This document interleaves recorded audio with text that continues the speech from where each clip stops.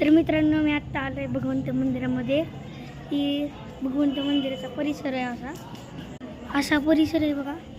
असा परिसर आहे बघा.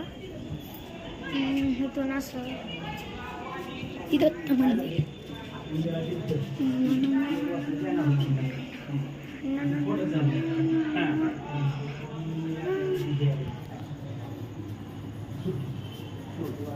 दत्ताची मूर्ती, तर गजानन महाराजांची, तर रामदास स्वामींची. चला आपण जाऊया गणपती मंदिराकडे. गणपती हा आहे गणपती, हे आहे महादेवाचं मंदिर. आता आपण चाललोय भगवंताच्या मंदिराकडे, म्हणजे मुख्य मंदिरात. तर इथून असा जायचा वेळ